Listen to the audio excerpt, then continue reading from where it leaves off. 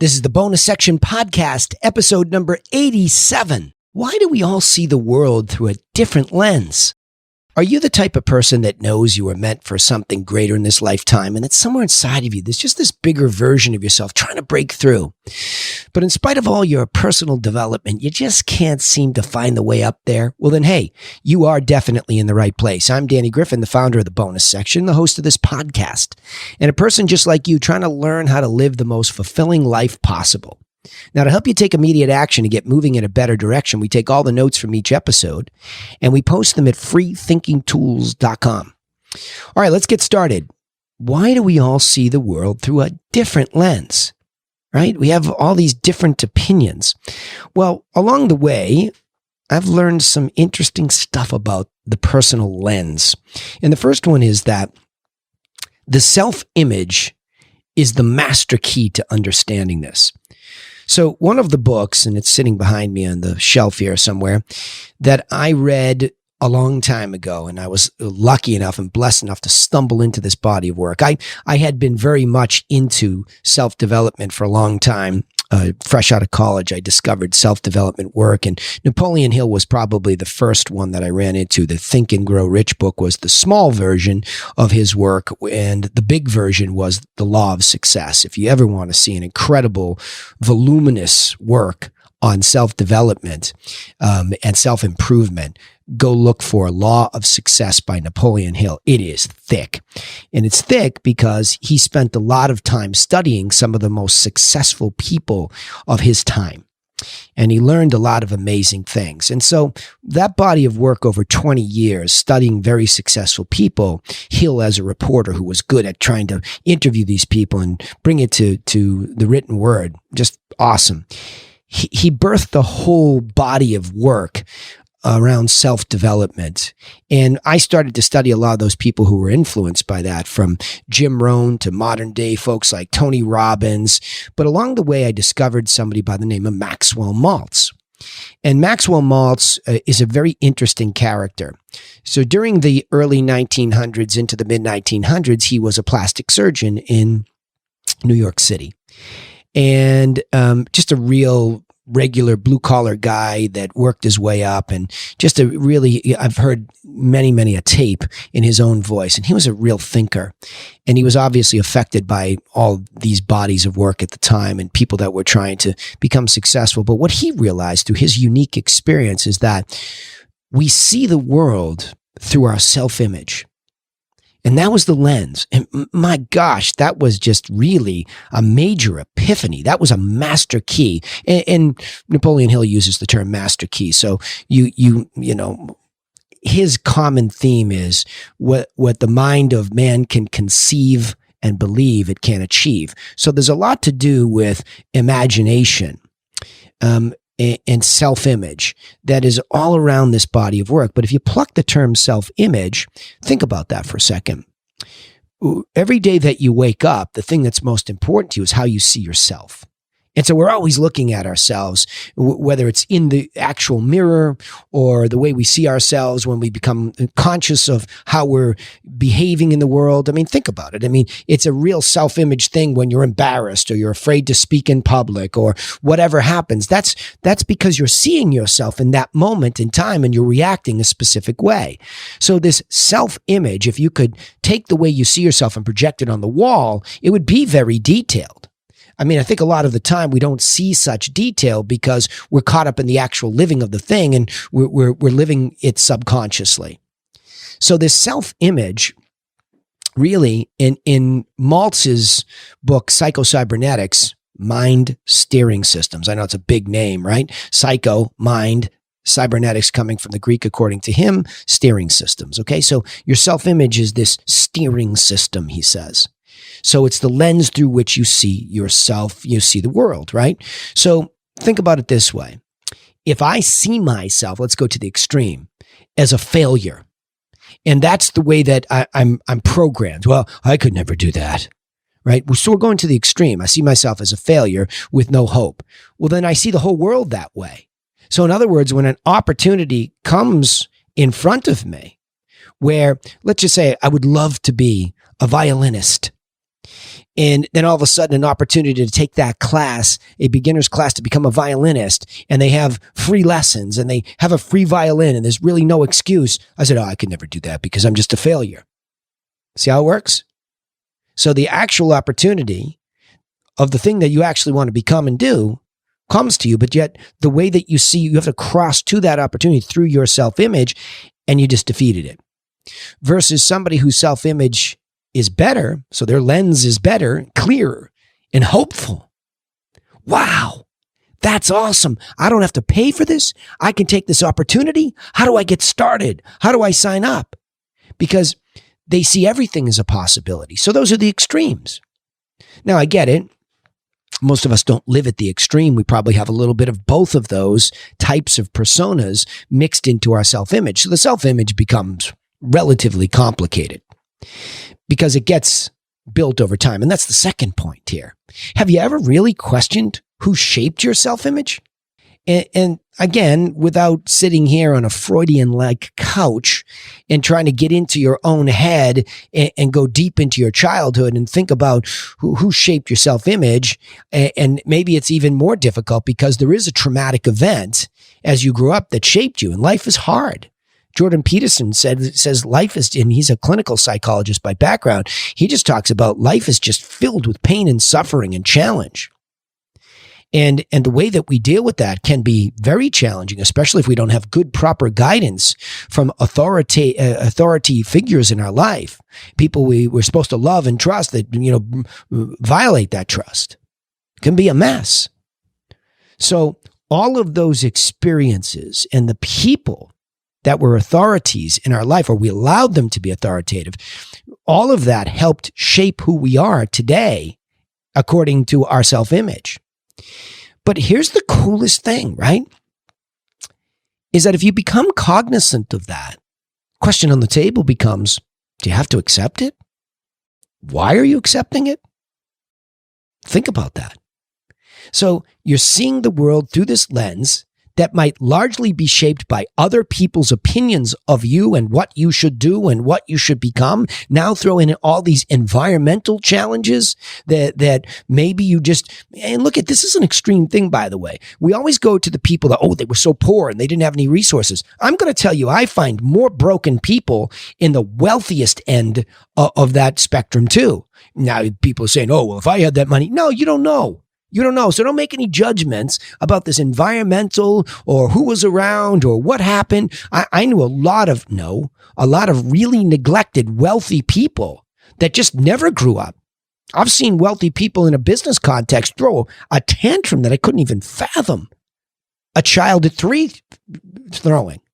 So that's the way they see themselves in the world, as a broken little child that never evolved. So stop judging anybody's circumstances.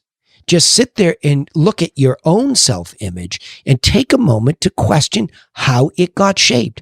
And maybe write down on a piece of paper, write down on a piece of paper. I always have my pens, my pencils, and my yellow pad. You can't see it here, but it's right there, my legal pad. I try to get these things out of my head. And that's why journaling is a really important thing. And I'd have a special journal like that Batman journal that's behind me somewhere, that when you're really working on some tough personal stuff like this, and I say tough simply because we don't sit down and do it, have a little bit smaller personal journal where you can get this stuff out of your head and say, who did shape my self-image? And what do I think I see? What do I see?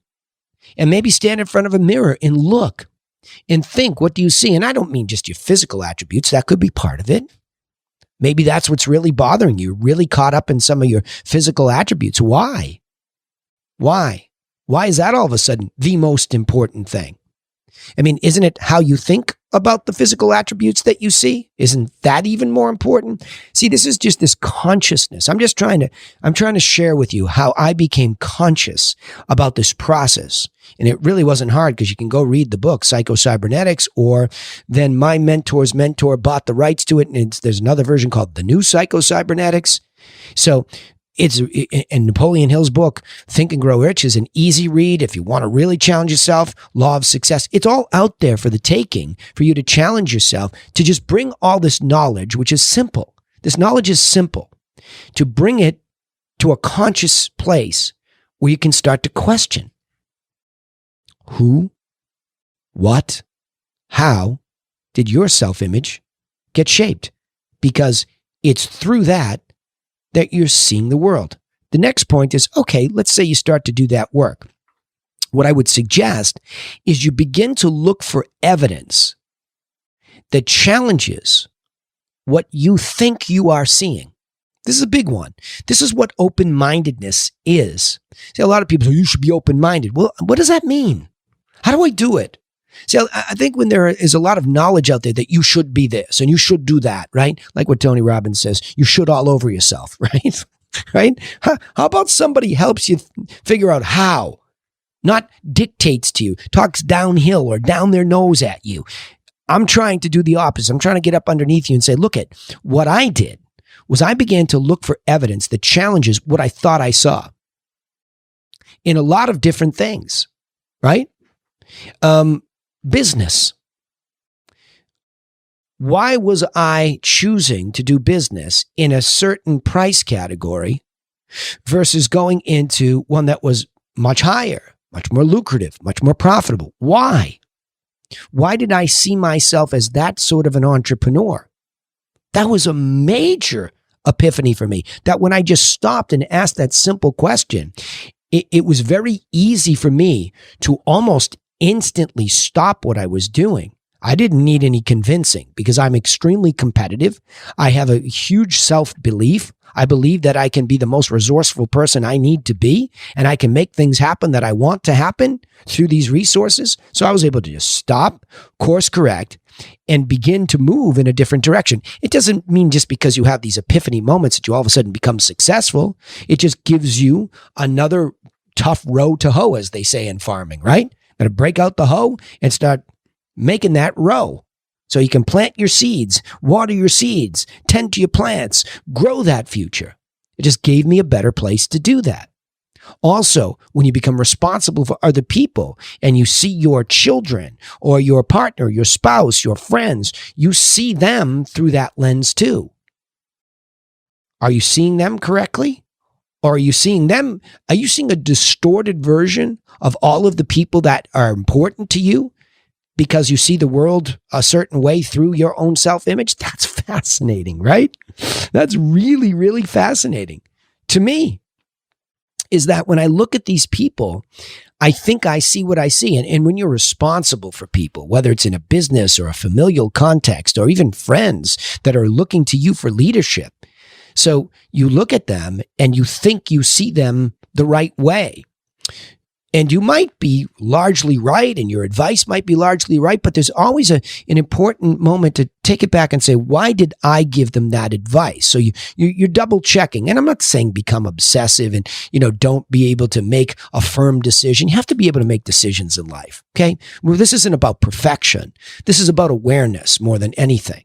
And then it's about self-development and self-improvement. See, those words I don't take lightly. You're always developing yourself and your understanding of self, because that's how you're going to exist in the world. It's wonderful to think about other people, but if you don't think about self and how you're behaving and how you function, it's much harder to exist in the world in a satisfying, fulfilling way.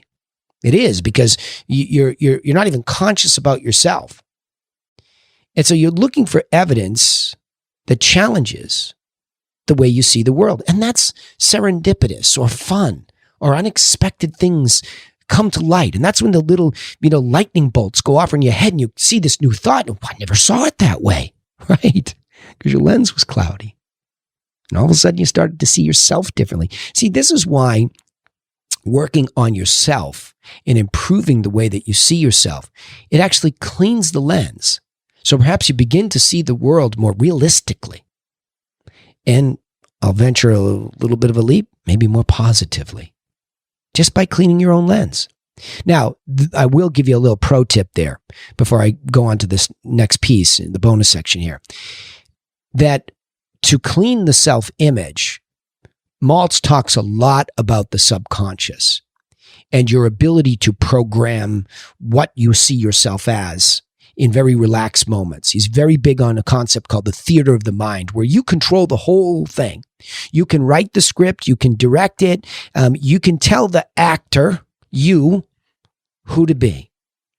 And the subconscious, which you're programming in those moments, will begin to bring the resources to support this new self-image. So see, you can create this new self-image in the theater of your mind in a very relaxed state. You see yourself as a more positive person, more intelligent person, more physically fit person, more well-read, more well-fed. On it goes. You write the script, and you're making a better vision for this person in your imagination. Napoleon Hill, law of success. Absolutely, one of the laws of success is the creative imagination. Maltz puts it to a practical application in the theater of the mind.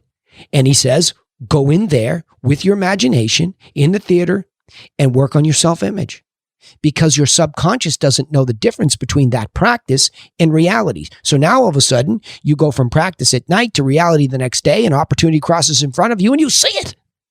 And more importantly, you see yourself as a person taking action now to pursue the opportunity versus where you were shutting yourself off. Just a small example of how this works. Powerful stuff. So the bonus section in the bonus section podcast today is something I learned in interaction this week about this and why I wanted to do a podcast. I'll suggest that you should be respectful of other people's viewpoints, because you now realize that they see the world through their own affected lens, not yours. And this is a really amazing communication skill if you can wrap your head around this bonus section, right? What I mean by that is when somebody gives you a dissenting or condescending or constructive critique of you or what you did or how you did it, it's just so easy to go from 0 to Mach 10 and be defensive. Right? Almost argumentative, and break off that relationship just in a fit of rage. And behind me also, a little extra work that I did to help me be ready to see this, recognize somebody else's affected lens, and I'll talk about that in a second, was something called the Stoics Challenge by William Irvine, where I started to learn a little bit more about how the Stoics of 3rd century BC, the Stoic philosophers, approached pain and suffering, that they felt that an emotional negative overreaction to it was not right. And I thought that was powerful.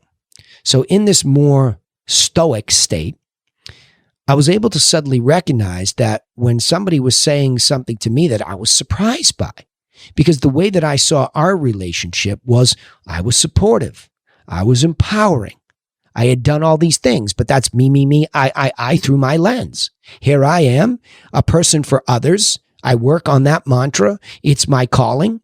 And I thought I was doing everything to support that person.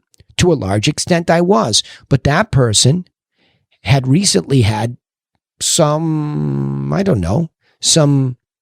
disagreements about how I had not treated them, but how the circumstances, and was I truly appreciating who they were? And so I felt affronted by that. I felt challenged by that, but I stayed calm and I said, I wonder if I could see what she sees. Well, there's the bell. The bell goes off, right? So sorry, guys. The bonus section, right? My computer goes off. So the idea here, that's maybe my Pavlov's dog bell saying, wrap it up. So the idea is that I could begin to see the world through her lens looking back at me. I know it sounds crazy, but all of a sudden I didn't react emotionally. I took the beat to go to her side of the table in my imagination. Powerful. And I sat in her seat and I said, I wonder what she sees in me. And I listened. And I said, I hear you. Can you explain that a little bit more? And when we got through it, she said, I wasn't even going to bring this up because it was just me working through the way that I saw the world and saw you. Powerful. And she said, I had reconciled it. And then in a real tender moment, thanked me for, I'll leave it at that because it gets personal. And it was just an awesome relational moment where two people who recognize all this opportunity to calm down and appreciate the other person's viewpoint, but now understanding that you're seeing it through their self-image, wow, that's pretty powerful. A little complicated, but it's powerful. So I suggest you pursue that same knowledge. All right, let me go back and say, why do we all see the world through a different lens? Well, first of all, before I get into that, my first point was I want you to understand that the self-image is the master key to understanding why. And the extra reading on that is Psycho-Cybernetics, or the second version, The New Psycho-Cybernetics by Maxwell Maltz, M-A-L-T-Z. Second point was, once you understand that you see the world through your self-image, you have to question who really shaped your self-image. What authority? What environment? And what did you allow to stay that was negative and not accept that was positive? 3, you have to look for evidence that challenges what you think you see, because you're seeing it through this lens that could be distorted. So try to get outside of what you think you see and keep questioning it. Do I really see that? 4, the bonus section of this podcast today. Once you learn, or at least become conscious of all this, please be respectful of other people's viewpoints, because you now realize, knowing this, that they see the world through their own affected lens, not yours. And affected has a lot to do with emotional events in their life. That's affectation, right? It's how we're affected. Just remember all that. I know, it's easy. Let me summarize it this way. The greatest awakening we might experience in life centers around the realization that the real world might not be what we perceived it to be.